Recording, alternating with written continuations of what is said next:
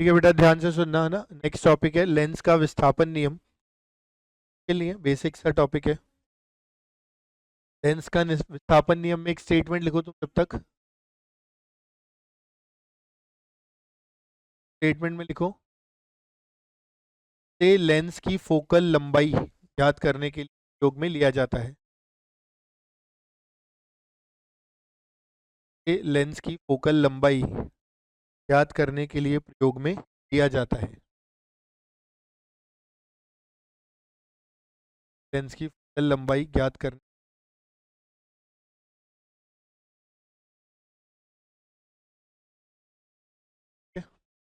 अब एक बार समझा दिया। तो देखो हमने क्या किया, सबसे पहले एक तरफ एक स्क्रीन ले ली। ये एनसीईआरटी में टॉपिक नहीं है, लेकिन लैब में करवाया जाता है, एक्सपेरिमेंटल फिजिक्स में आता है। तो ये स्क्रीन ले रखी है, ये अपन ने एक वस्तु ले रखी है, ध्यान से सुनना। इसके अंदर हमने क्या किया, एक छोटा कोई लेंस ले लिया, यानी कि यहाँ पर हमने एक लेंस ले लिया। लेंस की अभी हमने कोई एक स्थिति रख दी कि भाई इस पे लेंस रखा हुआ है। इस पर्टिकुलर केस के अंदर यहाँ पर ये वस्तु यू पर होगा और इसका जो प्रतिबिंब बनेगा वो यहाँ पर बनेगा। बात समझ में? अब हमने क्या किया, इसी लेंस को दोबारा वापस लिया और अब की बार इसको हमने इसकी स्थिति थोड़ी सी बदल दी, और स्थिति इस तरह से बदली कि वापस से जो प्रतिबिंब आया वो यहीं पर ही आ गया। अब की बार भी जो प्रतिबिंब आया वो यहीं पर ही आ गया। तो बात समझ में? तो यानी कि ये पहली स्थिति थी, ये दूसरी स्थिति थी। दोनों स्थितियों के लिए जो इमेज बन रही है वो यहीं पर बन रही है। करेक्ट, वस्तु अपनी जगह पे फिक्स है, स्क्रीन अपनी जगह पे फिक्स है। हमने केवल लेंस को विस्थापित किया, और लेंस को जो विस्थापन किया या जितना विस्थापित किया उसको हमने क्या बोल दिया, एक्स। इसके अलावा वस्तु और स्क्रीन के बीच की जो कुल दूरी है उसको हमने क्या बोल दिया, कैपिटल डी। तो हमारे पास कैपिटल डी होता है क्योंकि हमने सिस्टम बना रखा है। उसके अलावा लेंस को कितना विस्थापित किया ये हमें ही पता है। तो हमने क्या किया, एक वस्तु ली, एक लेंस की स्थिति से लेंस से उसका प्रतिबिंब बनाया, फिर लेंस को धीरे धीरे धीरे आगे खिसकाते गए जब तक वापस वहीं पे प्रतिबिंब ना बन जाए। क्या बात समझ में आती है? क्योंकि इसमें लेंस को विस्थापित किया जाता है इसलिए इसे लेंस विस्थापन नियम कहा जाता है। ठीक है, अब हमने क्या कहा इस केस के अंदर कि भाई अगर मुझे फोकल लंबाई चाहिए, तीन क्वेश्चंस बनते हैं इस पे फिक्स्ड। पहला तो फोकल लंबाई, फोकल लंबाई का सीधे सीधे जो फॉर्मूला आता है वो आता है D square minus x square divided by D square minus x square divided by 4d। यहाँ पर कैपिटल डी हमने क्या ही दिया, वस्तु और स्क्रीन के बीच की दूरी, लिख देते हैं ओ, और स्क्रीन के बीच दूरी। दूसरा एक्स, एक्स का मतलब हो गया लेंस का विस्थापन। पहला तो डायरेक्ट फॉर्मूला बेस्ड क्वेश्चन आ गया कि भाई फोकल लंबाई बताओ। दूसरा सवाल जो हमसे पूछा जाता है वो कंडीशन बेस्ड होता है। इसके अंदर अगर ध्यान देंगे तो ये जो वस्तु है ये वास्तविक है क्योंकि लेंस के इस तरफ है, प्रतिबिंब सीधे हाथ पे बन रहा है मतलब वो भी वास्तविक है। एक वास्तविक वस्तु का वास्तविक प्रतिबिंब बनना कंपलसरी है तभी एक्सपेरिमेंट हो पाएगा, और उसकी कंडीशन क्या होती है, डी ग्रेटर देन और इक्वल टू 4f। ये दूसरी लैंग्वेज में भी पूछ लेगा, बोलेगा कि वास्तविक वस्तु और वास्तविक प्रतिबिंब के बीच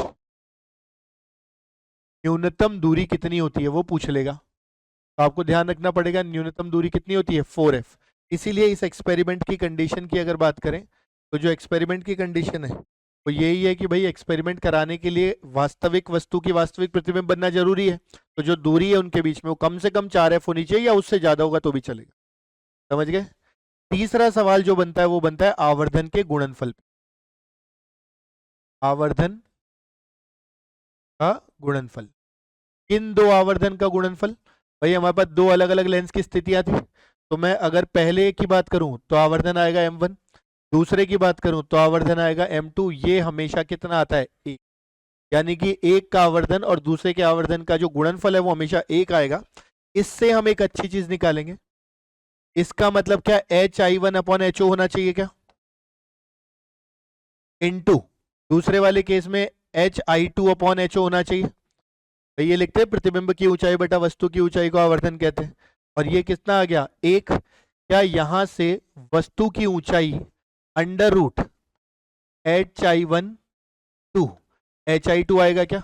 आपको बोलेगा कि भाई एक दी गई स्थिति के लिए जो प्रतिबिंब बनता है उसकी ऊंचाई 2 सेंटीमीटर है, फिर उसको विस्थापित करके वापस वही प्रतिबिंब बनाया, उसकी ऊंचाई 4 सेंटीमीटर है, तो वस्तु कितने की रही होगी। तो आप एचओ को सीधे सीधे कितना बोल सकते हो, रूट के अंदर HI1/HI2। कोई डाउट इसके अंदर, ये 3 सवाल इसके अंदर बन सकते हैं केवल अपने। ठीक है, अब आप एक बार के लिए डायग्राम बना लो, इसमें एक दो चीज और छोटी सी ऐड कर देता हूं, ध्यान देना।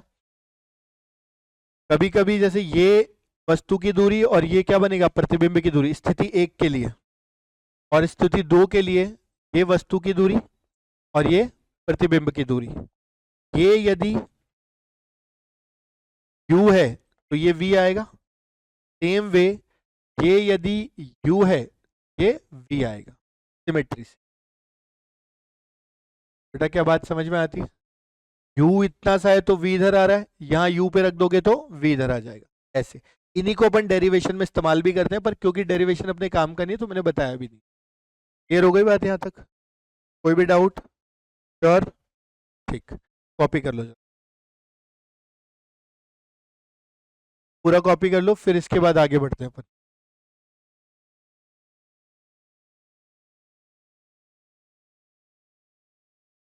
बेटा ध्यान देना please, next topic, lens maker formula. देखो ये है क्या, बेसिक समझना,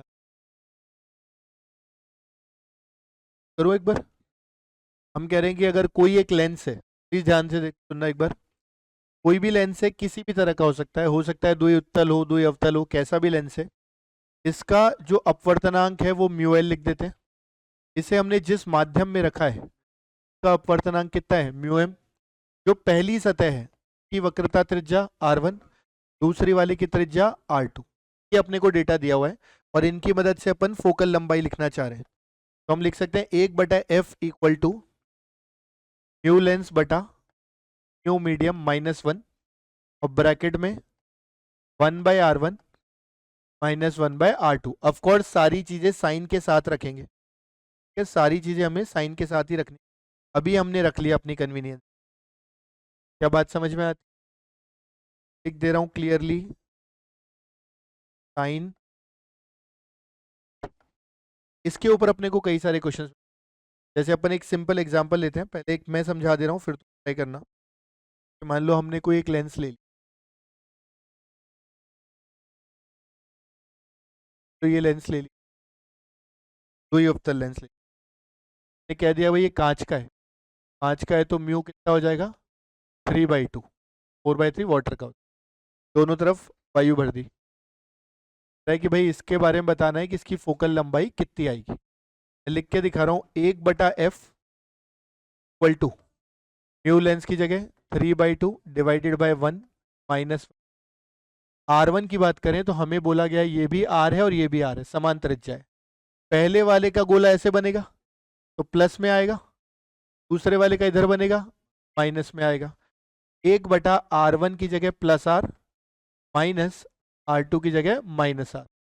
3/2 -1, 1/2, कोई दिक्कत, और 1/R minus minus plus 1/R is R, ये 2 कट जाएगा। यानी यहां से हम कह सकते हैं कि जो फोकल लंबाई आएगी वो किसके बराबर आ जाएगी, समझ गए बात को। जबकि अपन ने दर्पण में देखा था कि f बराबर क्या आता था, R/2, हमेशा, चाहे उत्तल दर्पण होता चाहे अवतल दर्पण होता। यहाँ ऐसा नहीं है, यहाँ पर एक केस में ऐसा है। अभी अपन देखेंगे अलग अलग केसेस में अलग अलग आएगा, तुम खुद कैलकुलेट करके देख लो। क्या बात समझ में आती है, कोई डाउट इसके अंदर, एक बार के लिए कॉपी कर लो, फॉर्मूला कॉपी करो, ये एग्जाम्पल कॉपी करो, और फिर जो मैं क्वेश्चंस दे रहा हूँ उसको कॉपी करो, मतलब वो तुम ट्राई करना एक बार।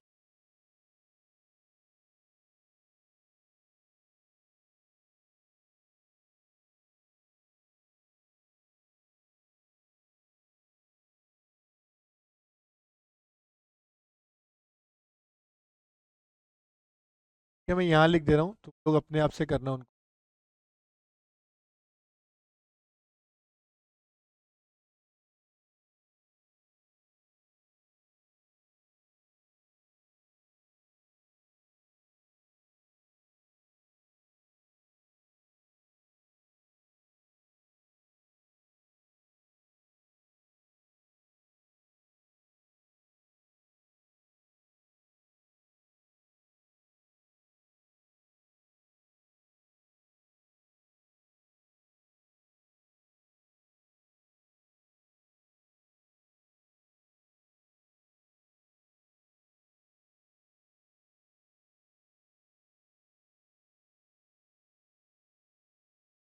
ठीक है?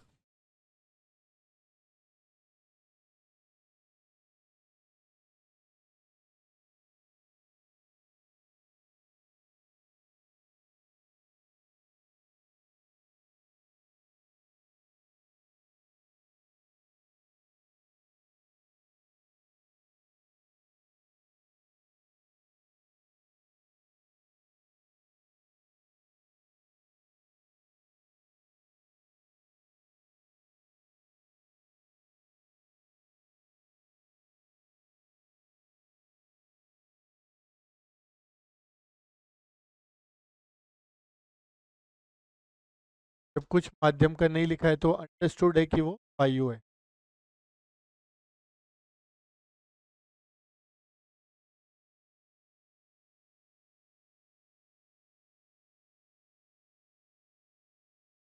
ये 3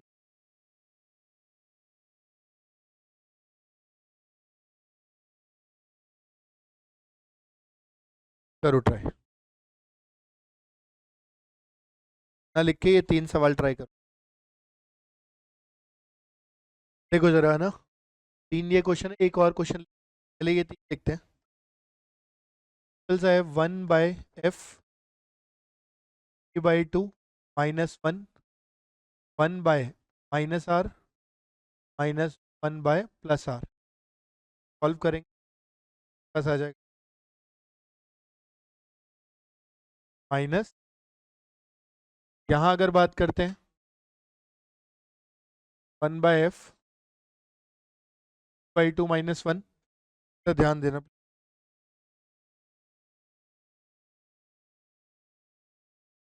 और 1/r -1/, हो जाएगा, तो आएगा वो माइनस विदाउट इसके अंदर। यानी कि अगर हम लेंस को ऐसे बीच से बराबर काट देते तो ये हिस्सा मिलता, ऐसा करने में -r से -r हो गया, जब फोकल लंबाई कितनी हो गई, दुगनी। तो बात को अब देखो, इसको भी चेक कर लेते हैं। 1/f बराबर 3/2 -1 1/∞/-r। यहाँ से अगर देखो बराबर +2r आ रहा है, यानी कि यहाँ भी देखोगे तो पहले अपने पास जो आया था वो r था, बीच से कट किया, क्या हो गया 2r। क्यों? अगला सवाल देखो, कह रहा है 20 सेंटीमीटर फोकल लंबाई के लेंस को यदि पानी में रखा जाए कि नई फोकल लंबाई ज्ञात करो।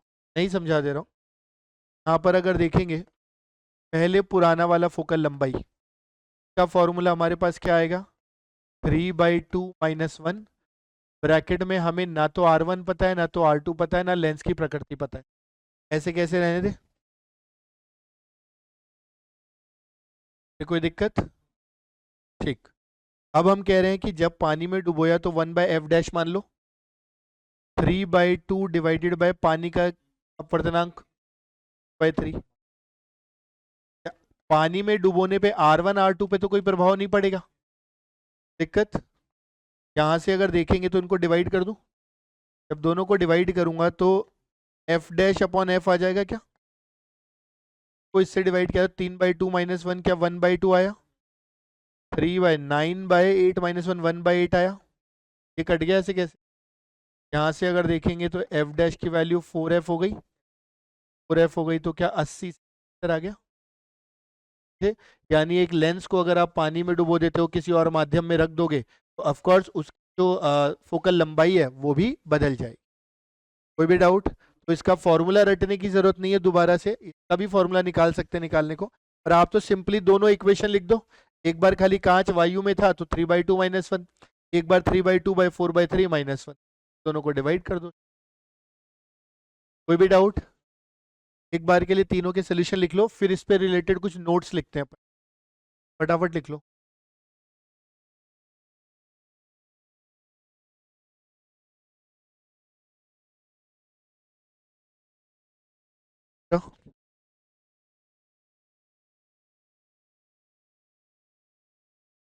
प्लीज ध्यान दो। To silvering of lens,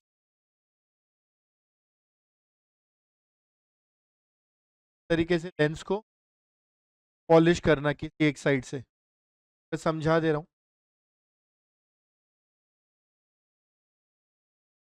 side को अपन पॉलिश कर देखेंगे तो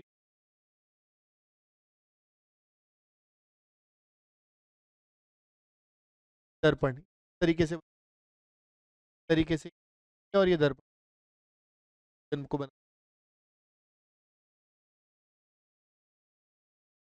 लेंस बना, दर्पण बना। कोई भी आपत्ति दोगी तो पहले इधर से जाएगी, इधर टकराएगी, वापस इधर से जाएगी। पर जाते वक्त अपवर्तन परावर्तन, आते वक्त पर अपवर्तन, एक बार परावर्तन। बात समझ में? इसकी जो तुल्य फोकल,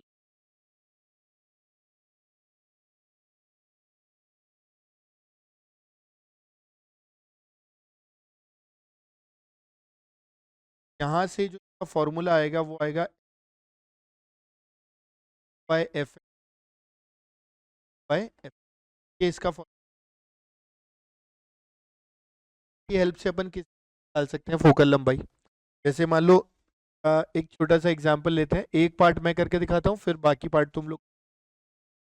जैसे हमें निकालना ही था कि तुल्य लंबाई निकालो फोकल, फर्स्ट पॉइंट है, हमने इस तरह से रखा। ये दिया होना चाहिए कि ये आर है, ये आर है, इसका अपवर्तनांक गिवन होना चाहिए, लेट से 3/2 है। इसको मैं चाहूँ ऐसे बना सकता हूँ, एक लेंस और एक दर्पण। यहाँ अगर बात करें तो एफ एल की वैल्यू कितनी आएगी अपने पास? एफ एल की वैल्यू हमारे पास आ जाएगी आर, अभी लिखवाई थी। और एफ एम की वैल्यू अपने पास कितनी आएगी? -r/2, पहले कर रखा है दर्पण में। अब अपन फॉर्मूला लगाते हैं, 1/f तुल्य इक्वल टू 1/, -r/2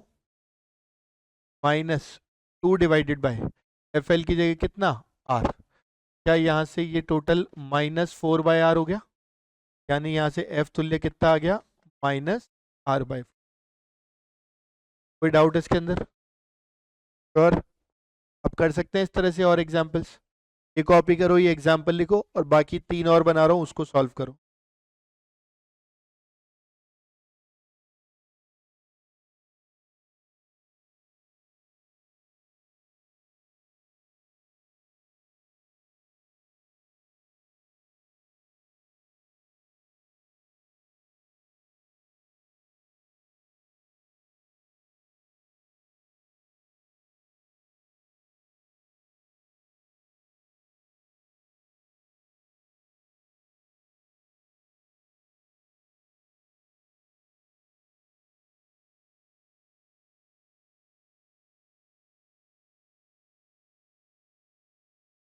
करो जरा,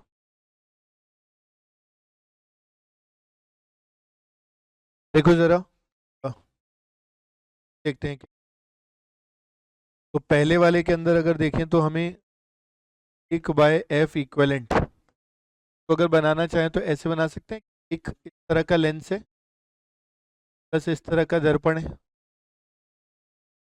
कोई दिक्कत? यहाँ से अगर देखें क्या आएगा हमारे पास? 1/fm की जगह कितना आ जाएगा? +r/2। कोई दिक्कत तो नहीं है? तो इसकी जो फोकल लंबाई होगी वो कितनी होगी? r/2 दर्पण की। लेंस की अगर बात करेंगे तो कितनी आएगी? माइनस -2/fl की जगह कितना? -2। क्या आएगा? नहीं, -2 नहीं, -r।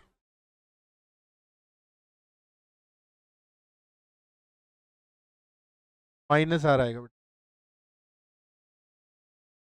ठीक है। ये अपने पास क्या 4/r बनेगा पहले, एफ इक्वलेंट बन जाएगा, ठीक है। अगले वाले को अगर इसको बनाना चाहें ऐसा तो लेंस बन गया, यानी प्लेनो अवतल, एक अवतल है और एक प्लेन है, प्लेन अवतल बोल सकते हैं इसको, समतल अवतल की यदि बात करेंगे तो प्लस साथ में क्या है अपने पास प्लेन दर्पण, समतल दर्पण की फोकल लंबाई r/2, r अनंत तो भी अनंत हो गया, और लेंस की जहां तक बात करें माइनस, फिर से 1/f equivalent -2/1/r, F equivalent r के बराबर आ गया, कोई भी डाउट। बिल्कुल इसी तरीके से इसको अपन इस तरह का लेंस बनेगा, तो हम अपने पास कितना आएगा -r/2, कोई दिक्कत की बात करेंगे तो FL + 2r 1/f equivalent -2/FL की जगह r आ रहा है, क्या आ जाएगा देखो 2 पर चला जाएगा तो -2/r -r/3 आएगा, समझे बात को। इस तरीके से अपने को अलग अलग केसेस अलग अलग फोकल लंबाई निकल के आ जाएगी, क्लियर है, कॉपी कर लो।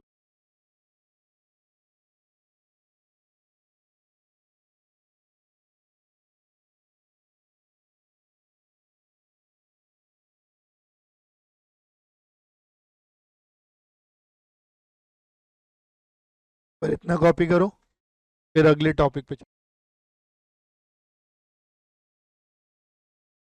देखो जरा बेटा बस प्लीज, अगला नोट देखो,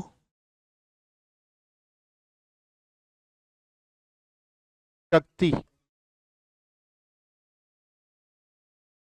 के किसी भी प्रकाशीय निकाय की शक्ति की अगर बात करते हैं, शक्ति P से डिनोट करते हैं, तो इसका मतलब होता है कि इसकी डाइवर्जेंस या कन्वर्जेंस, मतलब वो कितना एक दूसरे से दूर जा सकती है, अभिसारित और अपसारित कहते हैं उसको। तो हम कह सकते हैं कि अभिसारित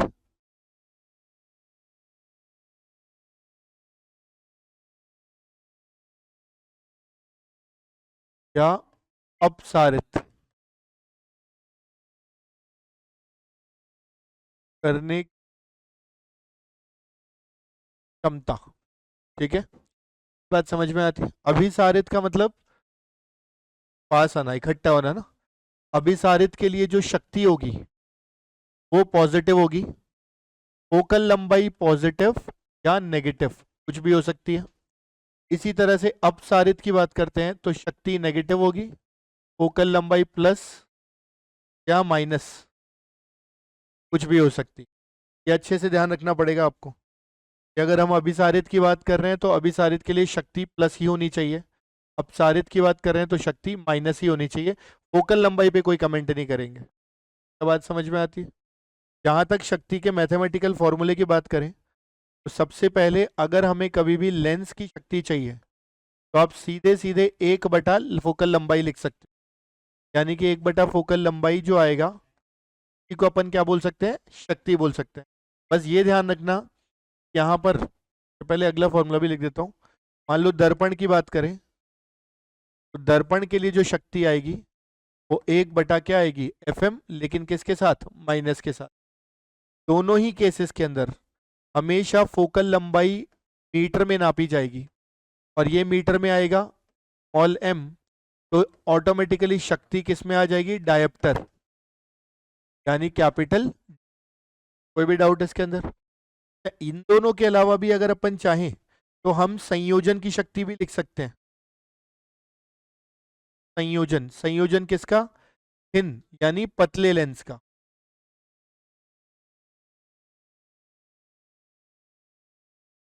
ठीक है, पतले लेंस का संयोजन। संयोजन का मतलब हो गया कि अपने पास कई सारे लेंस हैं जो आपस में संपर्क में रखे गए। इनको हटा के एक सिंगल लेंस बनाते हैं जिसकी फोकल लंबाई एफ इक्वलेंट या जो शक्ति है वो कितनी पी इक्वलेंट। तो अपन सीधे सीधे कह सकते हैं कि भाई जो पी तुल्य होगा वो अलग अलग लेंस की जो शक्ति है का योग के बराबर होगा। और अगर तुल्य फोकल लंबाई चाहिए तो आप लिख सकते हो 1/f1 प्लस 1/f2 से लेकर के 1/fn। क्या बात समझ में आती है? इसी की जगह मान लो हमारे पास अब की बार बहुत सारों की जगह दो लेंस का संयोजन है। दो lens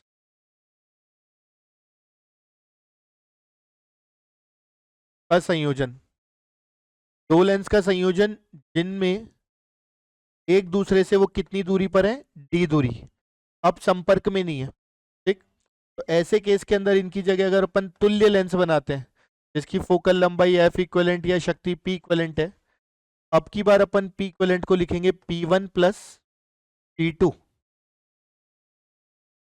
minus D P1 P2। क्या बात समझ में आती है? कि जो हमने फॉर्मूला लिखा है वो फॉर्मूला हम कह रहे हैं सीधे सीधे कि हम लिख रहे हैं तुल्य बराबर में P1 plus P2 minus D P1 P2। यही आ जाएगा विदाउट। इसके बाद P इक्वलेंट की जगह क्या लिख सकता हूं, 1/f equivalent 1/f1 plus 1/f2 minus d/f1 f2। अगर तुम d 0 पुट कर दोगे तो संपर्क में आ जाएंगे, d 0 पुट करते ही वापस सेम फॉर्मूला आ जाएगा पुराना वाला। कोई डाउट? तो शक्ति हो सकता है एक लेंस की पूछ ले, हो सकता है एक दर्पण की पूछ ले, हो सकता है दो लेंस जो संपर्क में हो या तीन लेंस संपर्क में हो के संयोजन की पूछ ले, और हो सकता है दो लेंस को कुछ दूरी पर रख के फिर उनके संयोजन की पूछ। तो अपने को सब केसेस के अंदर कैलकुलेट करना आना चाहिए। क्या बात समझ में आ गई? कॉपी कर लो इसको।